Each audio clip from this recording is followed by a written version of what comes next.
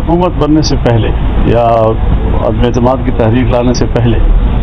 اسی صوبہ سندھ کی سرزمین پر میں نے کوئی 2 بڑے جلسوں سے یہ کہا تھا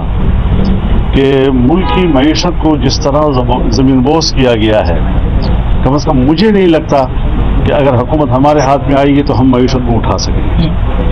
تو وہ جو مشکلات ہیں، جس طرح IMF کو ہمارے اوپر مسلط کیا، جس طرح ملک کو گروی رکھا گیا، جس طرح آپ کے اسٹیٹ بینک کو وہاں گروی رکھا گیا، اور جس انحطاط کا ڈالر کے مقابلے میں روپے کا سفر شروع ہوا ہے، وہ سفر جو ہے اس کو کنٹرول کرنا یہ آسان کام نہیں تھا جی۔ ٹھیک ہے، سیاسی لوگ عوام کو مایوس نہیں کرتے، ہم بعض دفعہ بہت بڑی بڑی باتیں بھی کر جاتے ہیں، لیکن میں نے جو بات آپ سے کی تھی بطور صدر PDM کے، اور اس وقت ہم تحریک میں تھے، تو ہم نے قوم سے یہ بات نہیں چھپائی تھی، ہمیں اندازہ تھا کہ دوبارہ ملک کو اٹھانے میں کافی وقت لگے گا۔ اب صورتحال بہتر تو ہو رہی ہے، اور IMF نے بھی کچھ راستے سے ہٹنے کی کوشش کی ہے، لیکن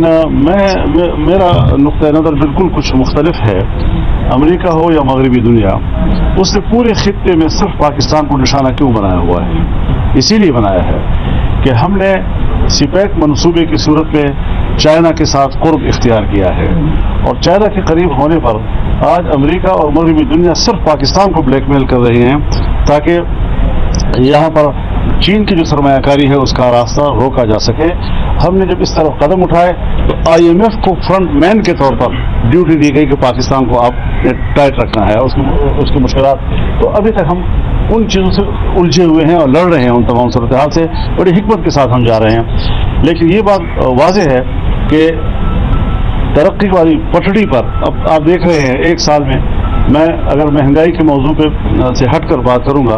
تو ملک کے اندر میگا پروجیکٹ دوبارہ شروع ہو گئے، منصوبے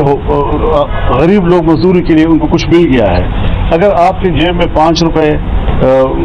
تھے اور قیمت بھی 5 روپے تھی اور آج 15 اور 20 روپے ہو گئی ہے، تو 15-20 روپے آپ کی جیب میں تو ہونا چاہیے نا، تب آپ کچھ خرید سکیں گے جی۔ تو غریب آدمی کے لیے وہ مواقع بنانا کہ جہاں پر وہ کچھ کما سکے، کچھ اپنے گھر کے لیے کچھ کر سکے، تو وہ مواقع ایک متبادل راستہ تھا جو ہم نے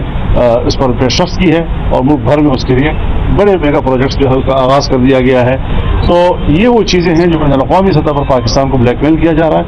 IMF نے ایک فرنٹ مین کا کردار ادا کیا ہے، لیکن بہرحال حکومت نے بڑی حکمت کے ساتھ ان کے ساتھ کچھ معاملات کر لیے ہیں۔ بعض دفعہ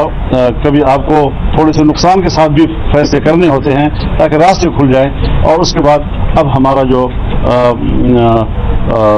زر مبادلے کے ذخائر ہے وہ تقریباً دگنے تو ہو گئے ہیں۔ جہاں عمران خان صاحب نے 3.5 ارب پہ چھوڑا تھا،